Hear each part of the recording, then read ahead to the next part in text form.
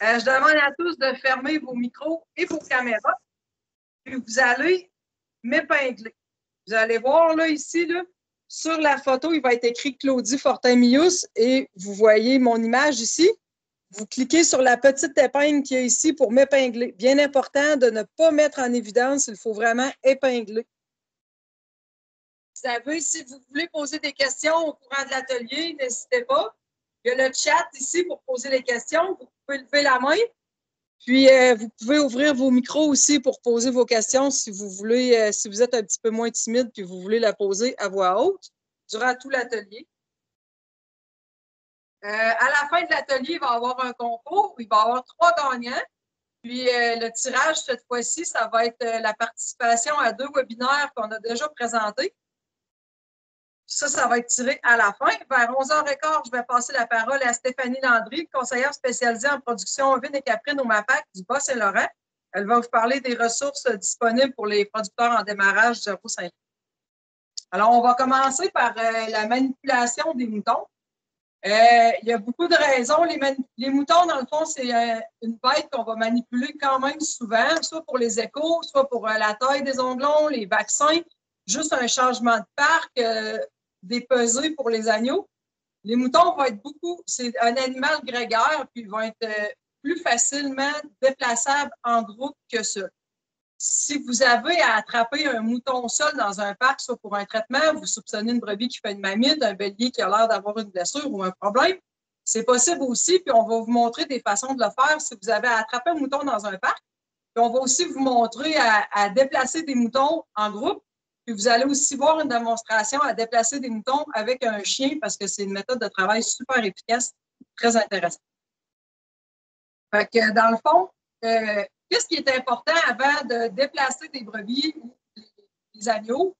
Faites-vous un chemin, comme là, ici, on a coincé déjà, vous avez vu, on a fait un petit parc avec déjà des brebis. C'est important qu'il n'y ait rien qui traîne. Si vous avez, mettons, dans votre allée, une pelle ou un balai, puis le groupe de moutons passe dans la pelle, puis la pelle tombe à terre, ils vont avoir peur, ils vont virer de bord, puis après ça, ça va être difficile de les ramener où vous voulez parce qu'ils vont toujours craindre qu'est-ce qu'ils ont eu peur. Fait que dans le fond, faites-vous des chemins jusqu'à votre destination finale. Évitez d'avoir des choses qui traînent dans les allées, ça va vraiment vous aider. Jamais attraper un mouton par la laine. Il y a des façons de l'attraper. On peut l'attraper par le jarret, on peut les attraper par la tête. On va les déplacer aussi par la tête en poussant un petit peu les fesses. Puis, jamais attraper par la laine. Évitez vraiment de forcer aussi après les animaux parce que vous risquez de vous blesser. Vous allez trouver ça dur, puis vous n'aurez pas de plaisir. Fait que c'est important de rendre la chose le plus facile possible. Fait que là, on va vous faire... je vais peut-être commencer par vous parler des agneaux tout de suite. La manipulation des agneaux.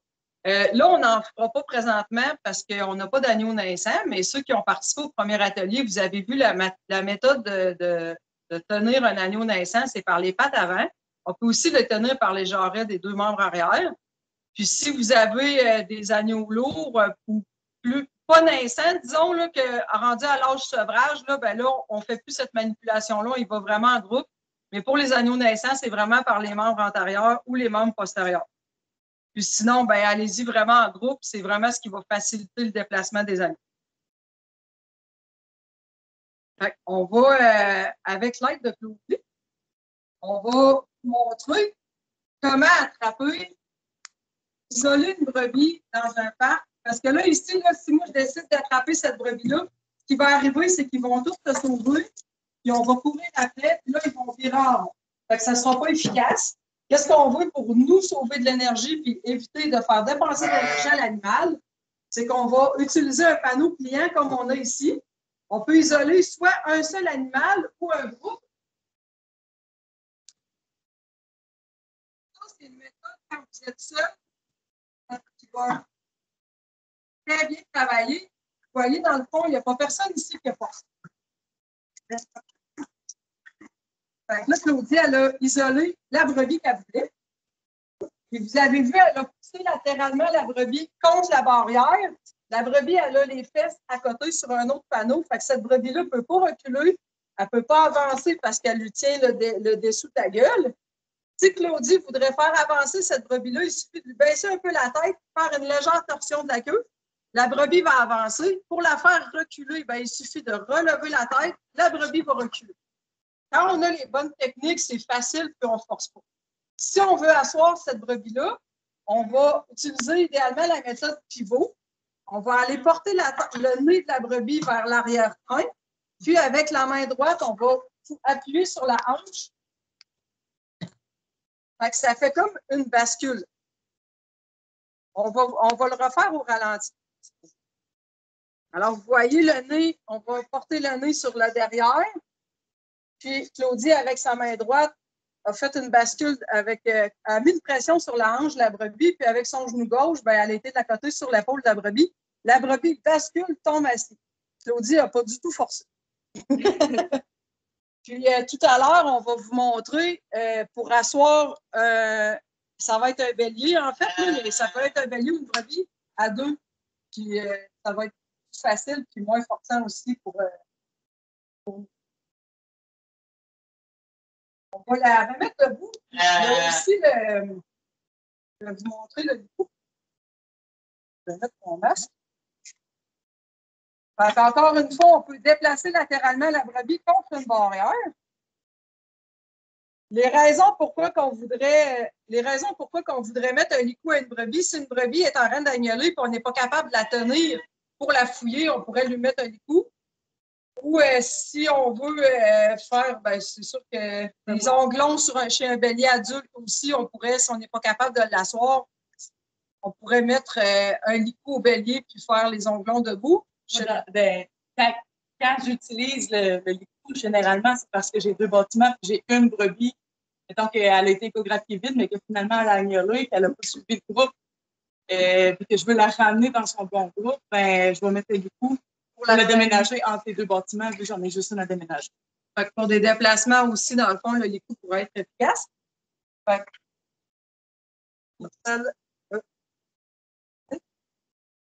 on passe le licou derrière les oreilles. C'est important de ne pas laisser trop long de corde. Oui, elle a une petite tête. C'est sûr que si vous voulez mettre un licou à une brebis que vous voulez fouiller, ben attachez-y pas la tête en haut parce qu'elle va se pendre, là, mais qu'elle se couche. Là. Fait que dans le fond, on fait un nœud.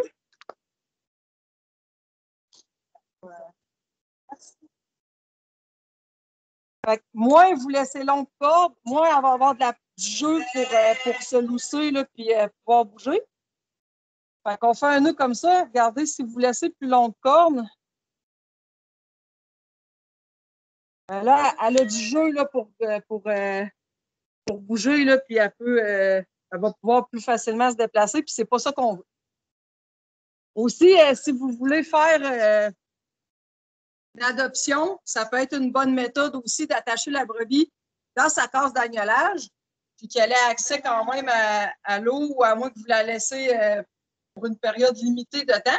Vous pouvez attacher la brebis avec un licou, puis l'agneau que vous voulez lui faire adopter.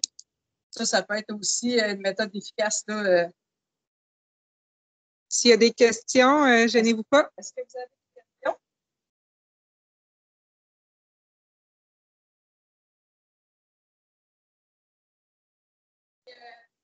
Je crois qu'il y avait une question, peut-être Catherine. Je ne sais pas si tu as eu le temps de la voir. Moi, elle est disparue de mon écran trop vite. Vous avez une question, Catherine, s'il y a une question, tu peux la lire. Comment mettez-vous un licou à une brebis à cornes? Est-ce que le licou se lousse? Se lousse? As-tu déjà installé un licou sur une brebis avec des cornes, Marie-Claude? Je n'ai jamais installé un licou sur une brebis avec des cornes. Fait que dans le fond, là, le licou, là, vous voyez, là, ça ici, c'est pour le nez, là. Mais vous pouvez vraiment aller lui chercher là, la grandeur que vous voulez. Là. Fait que d'après moi, il y aurait moyen de le mettre assez grand pour passer les cornes. Puis après, au besoin, ben là, vous resserrez contre la tête. Je ne sais pas si c'est peut-être pas évident comment je le fais. Là. Après ça, vous pouvez le resserrer, là, mais oui, vous pouvez, toute la longueur, dans le fond, de la corde ici, vous pouvez aller le chercher autour de la tête. Est-ce que vous avez d'autres questions?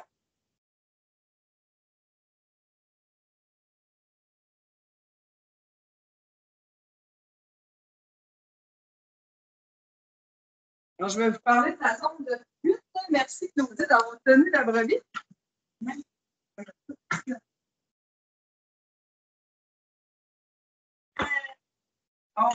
On évite de garder des affaires dans notre parc qui pourraient nous nuire. La zone de fuite. J'ai une image ici. Dans le fond, vous voyez ici, c'est la brebis. Puis, derrière l'épaule du mouton, on tombe comme dans un point de balance de la limite là, de la zone de fuite, que si on est devant l'épaule de l'animal, l'animal va chercher à rebrousser chemin. Si on veut le faire avancer, il faut éviter d'aller devant l'animal. Ne jamais prendre une brebis par la tête, se mettre en avant, puis tirer pour la faire avancer. Ça ne fonctionnera jamais, puis vous allez être fatigué rendu au bout de l'allée. Fait que vraiment respecter là, le point de balance qu'on a ici, qui est l'épaule de l'animal des deux côtés. Je vais vous montrer. Là, je suis devant les moutons. Les moutons vont chercher à rester là. Dès qu'on va arriver sur un côté, on va chercher plus à aller vers l'opposé de droite toujours. Si je veux que les moutons s'en aillent dans la levée, ben, ça va être important que je reste toujours derrière elle complètement.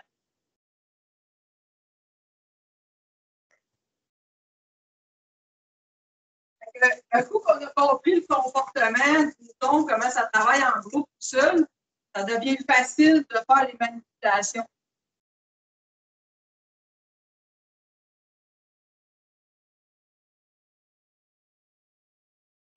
Est-ce que vous avez des questions? Il y a différentes méthodes aussi de contention pour. Ben là, ici, on a un système de chorale là, quand même très intéressant avec la balance qui va servir à coincer l'animal.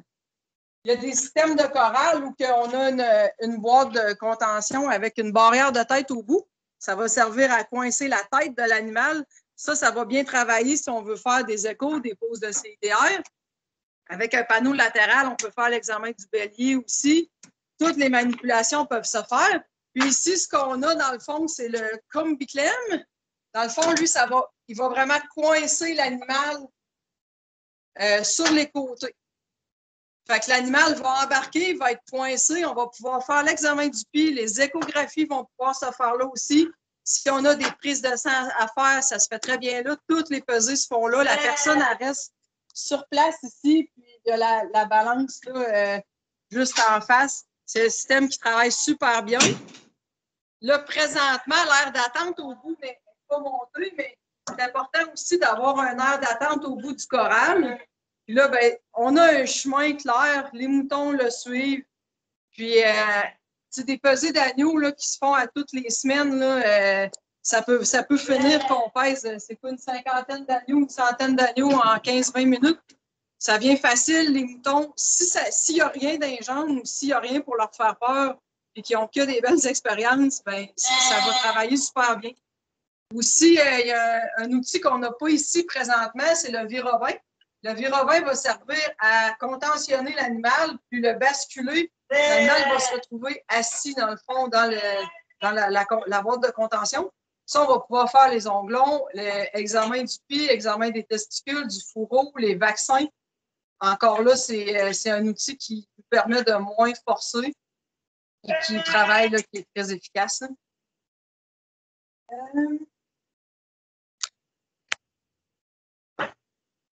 Des questions? Questions.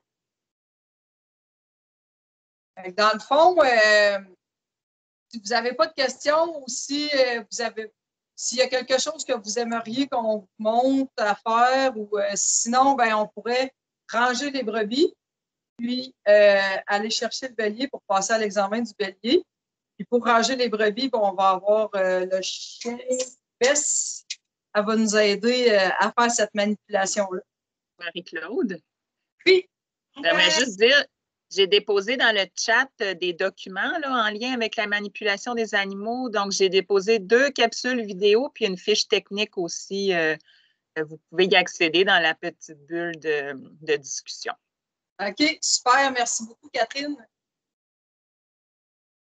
Fait qu'on va ranger les brebis. Oui.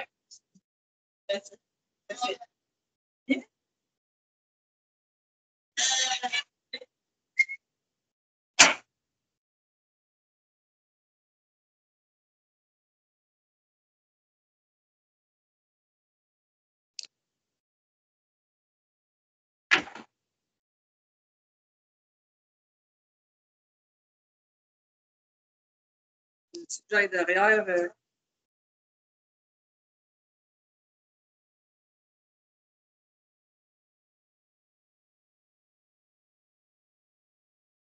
Alors là, le chien, son travail, là, présentement, c'est d'aller chercher les brebis pour les mettre dans le parc. Là, c'est sûr que les brebis ne sont pas habitués d'avoir autant de monde dans leur zone. Fait que oui, le chien, dans le fond, vous voyez, il a sauvé d'avoir à installer des barrières supplémentaires. Il a sauvé à Claudie d'aller essayer de chercher des brebis. Des fois, il y en a une qui revire de bord. Ça, c'est pas arrivé. Tout s'est fait dans le calme. Puis c'est bien important parce que on en connaît peut-être tous des producteurs un petit peu plus nerveux ou ça stressant sur le comportement de l'animal quand on travaille avec des groupes de brebis.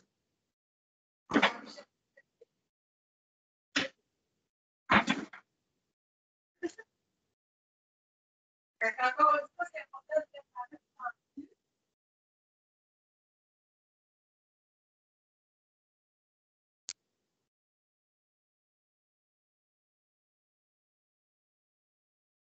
faire dans le fond, pour faire tenir des barrières, il y a moyen avec des cordes de balle, des élastiques, il y a des colliers à chien aussi, ça travaille quand même bien.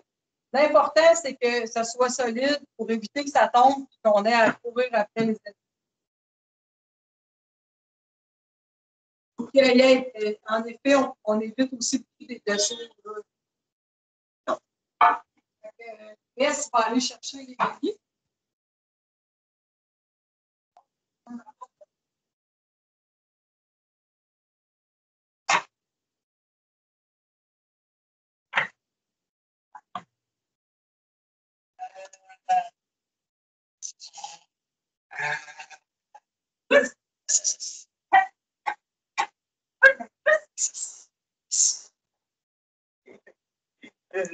Ça peut pas la sortir.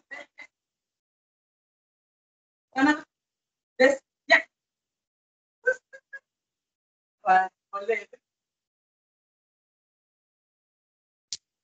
En plus, on va avoir besoin d'un petit coup de main, finalement.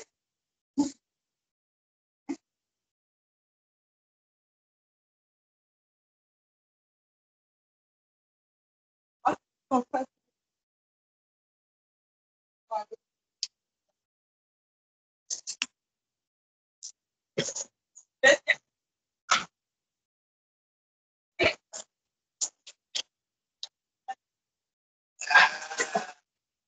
La barrière.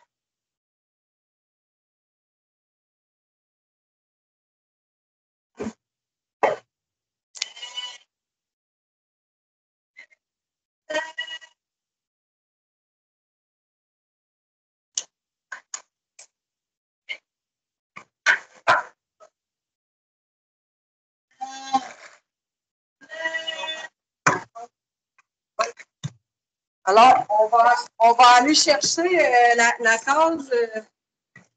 On va aller chercher le panneau pliant pour pas avoir à couper après le bélier.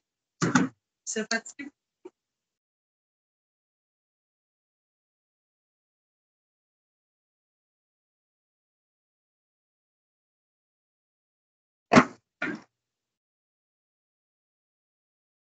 On va travailler à deux avec le bélier parce que les béliers sont quand même plus forts que les brebis. Puis, on va éviter toute blessure potentielle.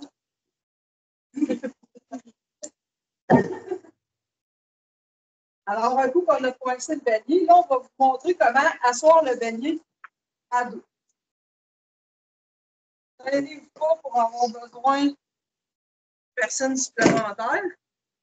Donc, pour asseoir un mouton, dans le fond, à deux, c'est que Claudie va aller porter le nez sur l'arrière-train du bélier, comme elle a fait avec la brebis tout à l'heure. Ben, moi, je laisse la tête de main. OK. Parce que sinon, on va être à l'envers. Ah ouais, je suis mêlée. Excusez. Moi, je vais aller chercher la patte opposée, puis je vais tirer.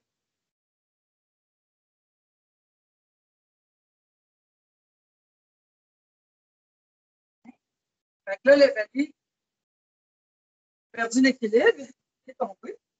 Maintenant, il est assis. Lorsque le mouton est assis comme ça, normalement, on est capable de libérer nos mains. Puis, c'est sûr que s'il est trop couché sur le dos, il va tomber. S'il est trop debout, il va tomber par en avant aussi, puis il va être capable de se libérer. Mais comme il est installé là, comme Claudie le tient, le mouton, bon, peut-être qu'il va forcer un petit peu, mais généralement, il va tenir pas mal tout seul. Pour l'examen du bélier, dans le fond, l'examen du bélier, c'est important de le faire avant la mise à l'accouplement, mais aussi avant l'achat d'un bélier. Si vous envisagez acheter un bélier, assurez-vous que si ce bélier il est déjà en jour court, parce qu'on va conseiller de faire une photopériode chez le bélier, c'est un mois jour court, un mois jour long. La photopériode va augmenter la qualité, la quantité de spermatozoïdes, va aussi augmenter la libido du bélier. Fait que si vous regardez pour acheter un bélier, ben c'est sûr que s'il est en jour court déjà puis il est prêt pour la saillie, il devrait avoir une circonférence scrotale au minimum de 30 cm. C'est vraiment ce qu'on va rechercher. Puis avant la saillie aussi. Fait avant de mettre vos béliers à la saillie, assurez-vous de prendre la mesure de circonférence scrotale, faites un examen du fourreau, puis un examen des testicules. Dans le fond, on a ici un ruban pour mesurer la circonférence scrotale. Ce ruban-là, Catherine, elle va vous mettre le lien aussi dans le chat. Là, ça coûte environ 65-67 $. Puis elle va vous mettre le lien là, de où on peut l'acheter parce qu'on avait quand même cherché pas mal. Là. Il y en a les anciens qui sont faits un petit peu plus en aluminium, là, mais c'est vraiment les nouveaux là, qui sont plus qui sont mieux faits. Fait que pour la circonférence scrotale, on va bien extérioriser les testicules. On va aller chercher la plus large circonférence. Puis en appuyant, vous voyez, il y a un bout vert qui sort, puis là, on voit du rouge. Quand c'est rouge, c'est on pèse trop. Fait que vous vous rendez à la limite là, du vert et du rouge, puis ici, on a 31,8 cm. Fait que dans le fond, notre mesure de circonférence, elle serait bonne pour la mise à la saillie. On va aussi regarder que l'épididyme soit bien formé. On veut que les testicules soient mobiles, les deux testicules soient mobiles, de grosseur équivalente, pas trop molle, pas trop dure. On veut surtout pas avoir d'infection. Il peut y avoir des abcès, il peut y avoir une testicule inflammée, des hernies, il peut y avoir aussi l'inflammation de l'épididyme. Si on a des présences d'orchite ou d'épididymite, il faut éviter de mettre le bélier à la saillie car il peut transmettre aux brebis des infections aussi, puis là, il y aurait des risques d'avortement. Il est tanné. Fait que dans le fond, un coup qu'on a notre mesure qu'on veut, on a des testicules qu'on veut aussi. On va faire l'examen du fourreau. Le fourreau, comme ici, on a un petit peu de rip, là, c'est normal, mais on ne veut pas d'infection. Vous pouvez essayer de l'extérioriser un petit peu. Si vous voyez comme ça, ici, c'est un beau fourreau. Il n'y a pas de croûte, il n'y a pas de pus, il n'y a pas d'infection. Exemple, une alimentation trop riche en protéines chez le bélier va causer des balanopostites. Vous allez voir, là, ça fait des petites croûtes avec du pus au niveau du fourreau. Ça, il faut éviter de mettre ce bélier-là à l'accouplement. Il faut d'abord le traiter, puis c'est quand même des infections qui se traitent assez facilement. Oui, mais je la relève un peu avec Je vais juste m'assurer que Est-ce qu'il y a des questions? Pendant si que... vous avez des questions, n'hésitez pas.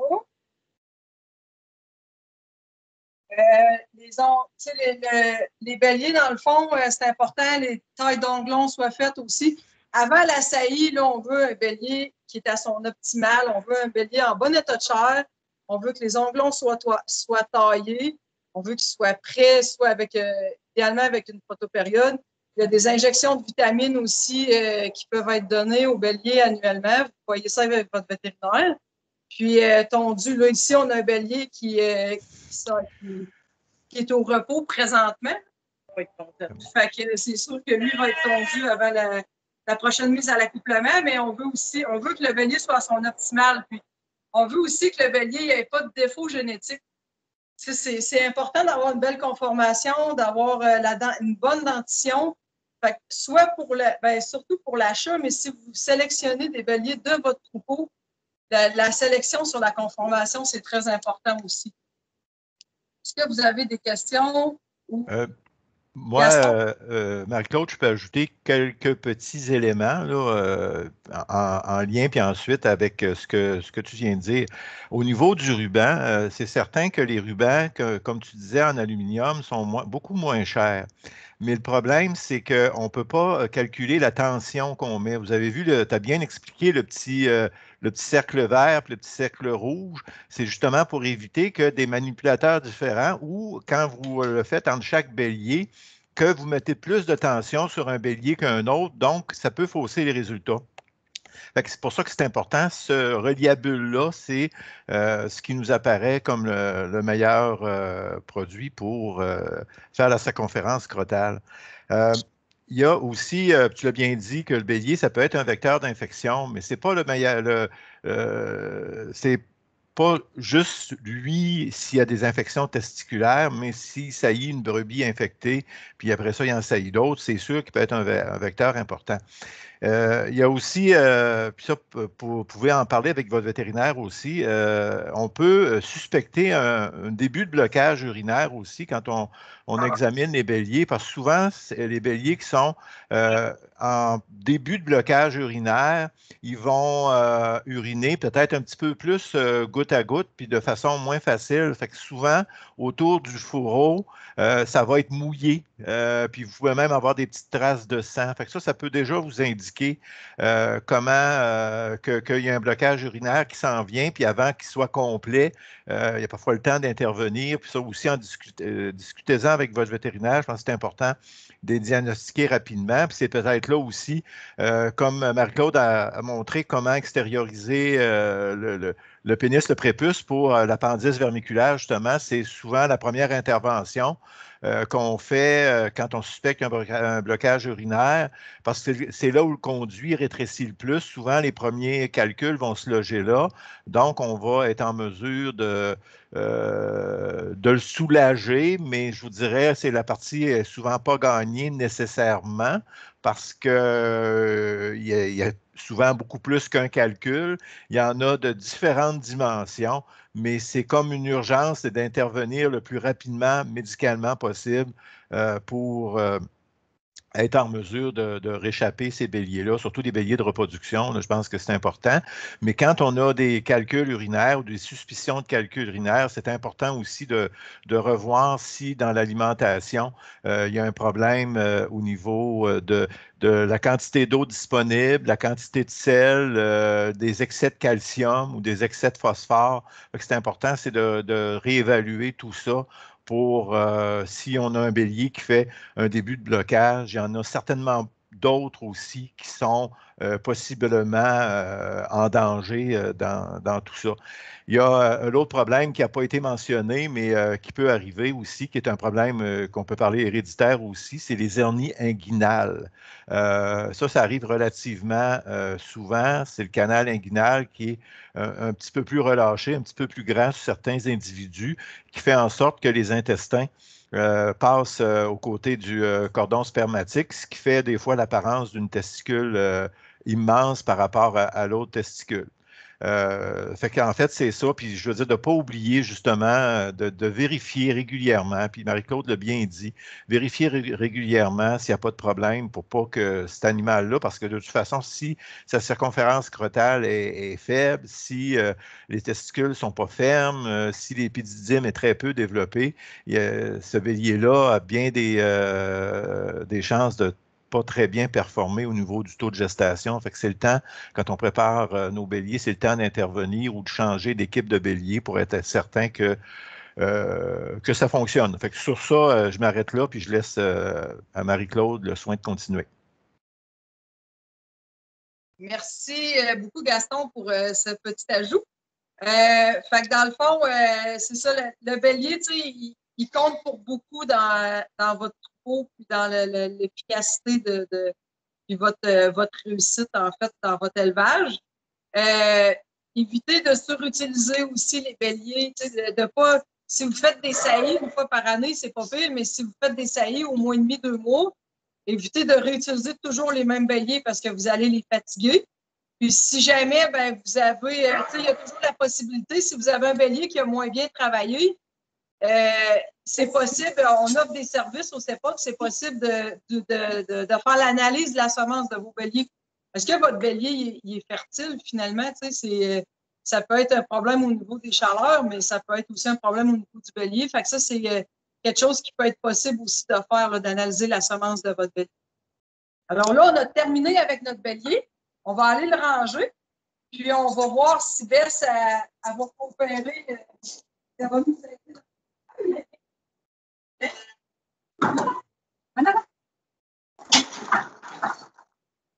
Alors là, on a un exemple de ce qui arrive quand même souvent. C'est la réalité.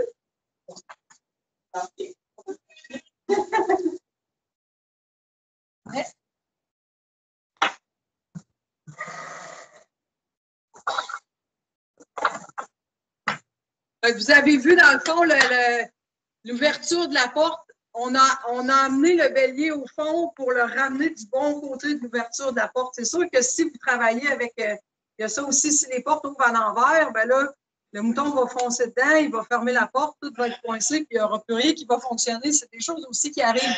Fait qu'avoir des bonnes ouvertures de porte dans le bon sens, ou sinon aller porter l'animal plus loin pour le ramener dans le bon sens de la porte, c'est aussi des petits trucs là, qu'on découvre au fil du temps et au fil de notre travail. Alors, est-ce que vous avez des questions?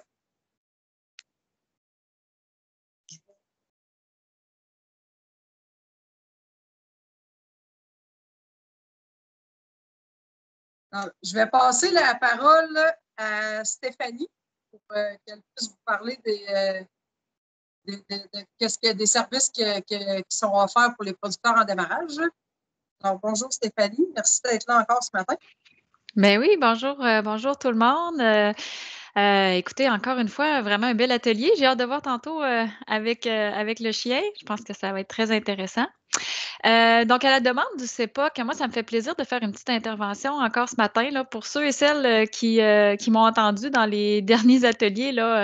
Désolée, ça va être du réchauffé, mais pour ceux qui suivent un premier atelier, là, donc ça me fait plaisir de m'adresser à vous. Donc, je me présente, moi, je suis Stéphanie Landry, je suis agronome au MAPAC. Moi, je suis basée au bureau de Rimouski.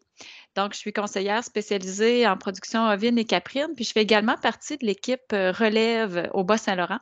Donc, je m'adresse à vous un petit peu sous ce chapeau-là, donc de faire partie de l'équipe relève. En fait, ce que je tiens à vous dire, c'est qu'à la grandeur du Québec, il y a un conseiller, assurément un conseiller, voire une équipe attitrée là, dans chaque région pour les jeunes et moins jeunes, en fait, là, tous ceux qui veulent démarrer là, en agriculture. Donc, cette équipe-là offre vraiment un support pour vous accompagner. En fait, on vous aide un peu à vous structurer là, dans la réalisation de votre plan d'affaires, entre autres, dans les différentes questions que vous pourriez avoir sur la production au point de vue technique, mais aussi tout le réseautage vers d'autres organismes, des intervenants, même au niveau du financement. Dans le fond, on vous donne du support, peu importe où vous êtes rendu là, dans le processus. Donc, puis ça, dans le fond, je tiens à le dire, dans le sens où vous pouvez peut-être assister aujourd'hui parce que vous avez un intérêt à la production puis vous n'en avez pas encore. C'est super. Je pense que de vous adresser au ministère, ça serait une très belle un très bon départ là, pour vous guider là-dedans. Si jamais ça fait déjà quelques années que vous êtes en production, mais aussi, ça peut être intéressant de prendre un rendez-vous avec un conseiller du ministère. Premièrement, on a plein de programmes aussi qui peuvent venir satisfaire là, vos besoins en fonction de vos projets là, à moyen long terme. Puis, c'est toujours plaisant aussi là, comme conseiller de voir les projets, puis les gens qui désirent s'établir ou qui sont dans leurs premières années là, au sein du ministère. Donc, en fait, on va répondre à vos besoins en fonction de vos besoins, justement. On va être capable de vous accompagner. Puis, si vous voulez avoir un petit peu d'informations, d'habitude, je mettais un petit lien dans le chat, mais je vais juste vous lancer comme ça. Si vous tapez là, sur Google Devenir agriculteur, ça va vous diriger vers le site de québec.ca.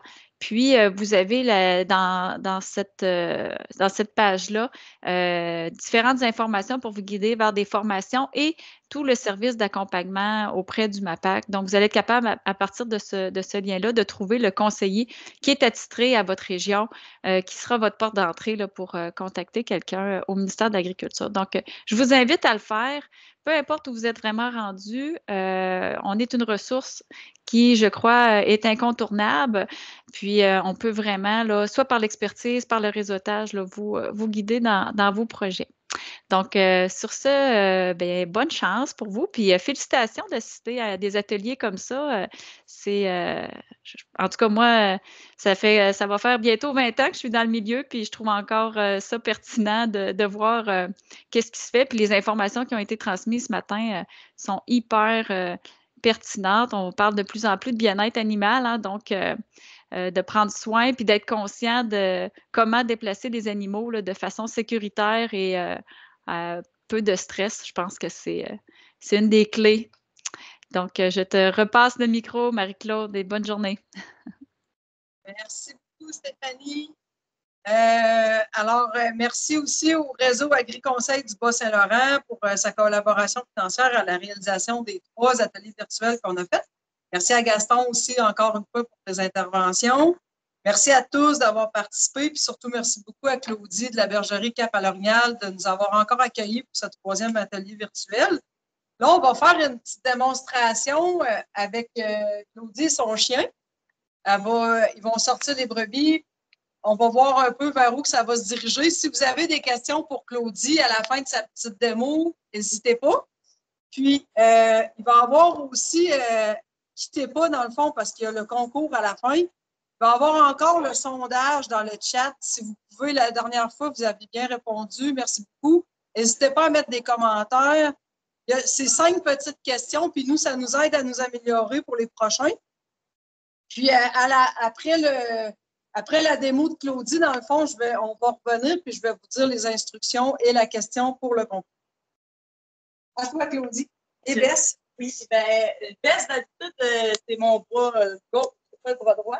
Cette semaine, elle a eu une promotion parce que Porto, mon plus vieux, il a mal dans le corps, fait qu'il est au repos. Donc, ça se peut que je sois obligée de l'aider un peu plus qu'un chien qui... Elle a 5 ans déjà, mais sauf que quand on est habitué d'avoir un chien bien entraîné, d'habitude, pour travailler, on prend toujours le chien bien entraîné parce que c'est plus rapide. Là, je suis obligée de la faire travailler. Puis, en tout cas, cette semaine, elle a bien fait ça. Fait qu'on va espérer que pour la démonstration, elle soit à la hauteur.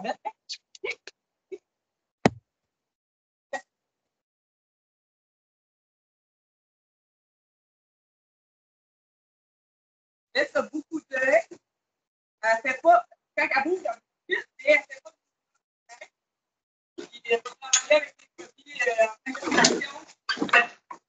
C'est pratique parce que ça stresse moins les brebis.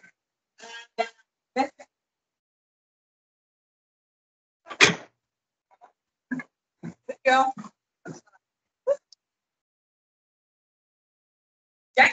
Baisse.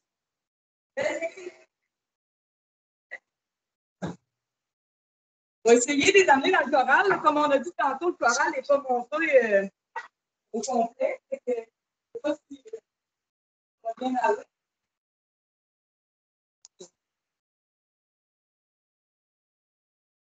Laisse en avant. Come back. Hey, come back. Good girl. Puss. Puss. Wait.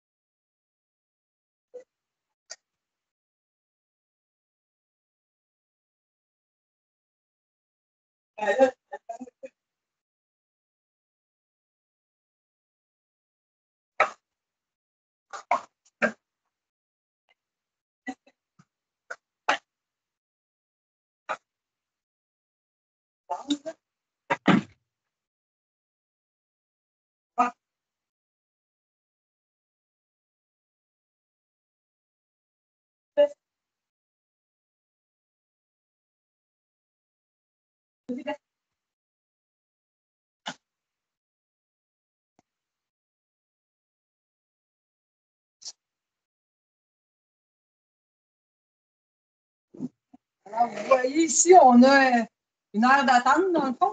C'est sûr qu'il n'y a pas beaucoup de brebis, puis on n'est pas attaché, là, mais l'heure d'attente, puis quand il y a une brebis avance, normalement, les autres suivent. Quand on dit suivre comme un mouton, c'est un petit peu ça. Je peux pas avancer. Vous voyez, il y avait quelque chose qui traînait, la brebis a peur, c'est nouveau, c'est pas habituel.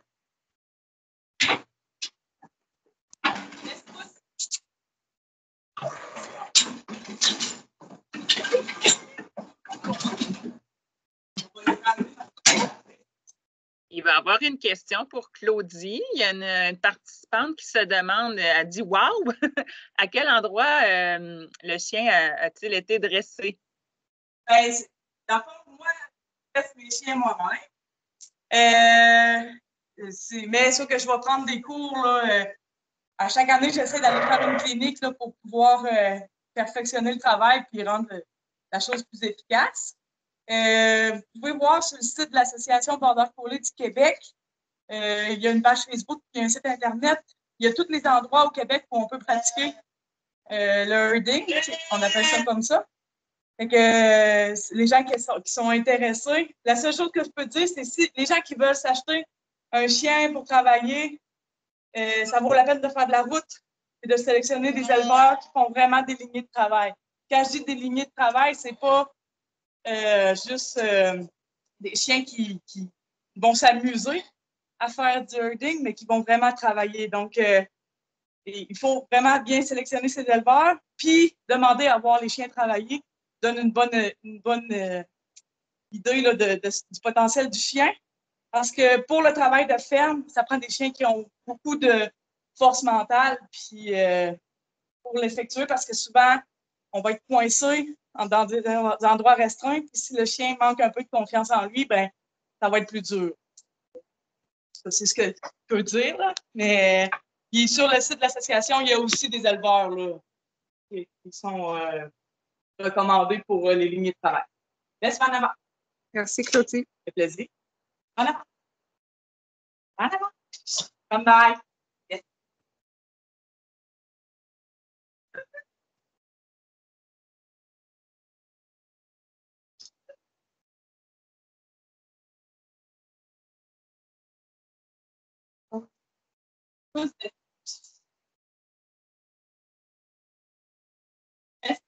On a un participant, ça va s'adresser à Claudie également. Là. Il y a un participant qui se demande si les montagnes des Pyrénées peuvent être adaptées pour ce genre de travail-là en bergerie. Non, les montagnes des Pyrénées, dans le fond, c'est des chiens de protection. Eux, leur rôle, ça va être de protéger les troupeaux des prédateurs à l'extérieur, généralement. Tandis que le Border Collie, berger australien, beauceron, kelpie, cattle dog, c'est des races de chiens qui vont... il y en a d'autres, mais là, vite de même, c'est ça qui me vient. C'est les races de chiens qui vont vraiment aider à la gestion du troupeau, les déplacements, contention et compagnie. C'est le fun. On a vu que les déplacements se sont faits vraiment tranquillement puis dans le calme. Là. Comme tu disais tantôt, Claudie, pour des brebis en fin de gestation, c'est bien. C'est souvent juste pour les peser ou le corral aide beaucoup, mais souvent avec les chiens, je n'ai pas besoin d'une deuxième personne pour pousser les animaux dans la rue. Les chiens vont faire la job. Puis les animaux en fuite, des fois, c'est un peu un problème là, parce que justement, je me fie sur mes chiens. Fait qu'au lieu d'attacher mes barrières, je les attache pas, puis je les fais juste à côté. Puis des fois, ça m'attire un peu des problèmes. Mais les chiens réparent mes gaffes. Est-ce que vous avez d'autres questions pour Claudie? Moi, j'en ai peut-être une petite. Là, je ne sais pas si elle est bonne ou mauvaise comme question, là, mais y aurait-tu un avantage? Puis, comme pour Bess, est-ce que tu l'as entraîné aussi à travailler avec ton autre chien qui était beaucoup plus expérimenté pour qu'il voit comment ça se passe, ou tu préfères les entraîner seul à seul, ou est-ce que c'est nuisible d'en avoir deux en même temps? Comment tu vois ça? Bess, je l'ai fait travailler beaucoup avec mon chien plus expérimenté, juste pour lui donner confiance en elle parce qu'elle manquait un petit peu de confiance. Quand elle venait le temps de pousser, elle n'était pas assez sûre d'elle, mais quand il y avait mon autre chien en arrière d'elle, même si lui ne faisait rien, là, c'était comme dans le cours d'école, là, les enfants à l'intimidation, tout ça, ils ne le font pas, mais à la gang, ils sont meilleurs. Fait que c'est le même principe. Mais par contre, toujours entraîner avec un autre chien, ça peut attirer des problèmes parce que souvent, à un moment donné, elle s'est dit, j'ai pas besoin de le faire, il le fait. Donc, c'est vraiment important de les entraîner seul à seul quand même pour que l'équipe se forme entre moi et le chien et non pas les deux chiens ensemble. Puis des fois, s'il y a un chien qui a un mauvais pli, il peut l'apprendre aussi à l'autre chien. Donc, mais de prendre le temps de les entraîner un à un, c'est vraiment important. Puis, de prendre le temps aussi de le faire pas juste en contexte de travail, de le faire. Quand ils font une job que c'était moins beau, il faut que je prenne le temps souvent de la reprendre pour être sûr que la prochaine fois, ça aille mieux. Si je les laisse tout le temps faire un peu n'importe quoi, là, c'est plus compliqué. C'est du temps, mais on finit par la regagner. En tout cas, bravo Claudie. Puis moi, dans le temps que je faisais plus de bergerie, j'ai toujours été impressionné par le travail des bordeurs collés. Puis ils ont tellement l'air à aimer ça aussi. C'est du travail, oui, là, mais ils sont heureux. Oui, c'est dans leur sang. Merci. Ça m'impressionne toujours de voir le travail avec les chiens. Fait que si vous n'avez pas répondu au sondage, n'oubliez pas de le faire avant de quitter. Puis on va passer au concours. Fait que la question cette semaine, c'est combien de centimètres minimum doit avoir la circonférence scrotale avant la mise à l'accouplement? Vous allez me texter au 418-943-3087. 418-943-3087. Combien de centimètres minimum doit avoir la circonférence scrotale avant la mise à l'accouplement? Je vais prendre la première, troisième et sixième bonne réponse. Qu'est-ce que je vais faire? C'est que je vais répondre aux trois gagnants. Je vais répondre gagnant et vous me retexterez votre nom. Puis, vous pourrez chacun de vous trois choisir 2 webinaires sur le site Internet. Il y a plusieurs webinaires gratuits et d'autres payants à différents prix qui ont déjà été diffusés, qui sont disponibles sur le site Internet. Vous allez dans l'onglet Services, Formation continue. Il y a des webinaires en santé, en alimentation, en génétique sur la base de l'alimentation. Vous avez les trucs du généticien pour améliorer votre sélection, des cas cliniques. Il y a plusieurs webinaires super intéressants. N'hésitez pas à aller sur le site du CEPOC pour les voir. Il y a aussi plusieurs capsules vidéo, fiches techniques sur tous les sujets, dont l'examen du bélier et la manipulation des moutons. Puis, vous allez voir aussi, Catherine a mis des différents liens pour les fiches techniques, des capsules, puis pour, si vous voulez vous procurer le tape scrotal. Alors, je vous remercie à tous. Je vais aller répondre à nos gagnants. Il y a sûrement je vois qu'il y a déjà pas mal de messages. Alors, on a nos 3 gagnants. Merci beaucoup. Tu les nommes? J'ai pas de nom. J'ai pas de nom, c'est ça. Est-ce qu'il y aurait une dernière ou deux dernières questions? Si vous avez d'autres questions, vous pouvez peut-être avant de quitter les poser ou dans le chat. Puis n'hésitez pas à aller sur le sondage. Puis suivez-nous, on va certainement se revoir pour d'autres ateliers à venir bientôt. Et un jour, quand la COVID sera terminée, on pourra peut-être se voir en personne. Merci beaucoup d'avoir participé.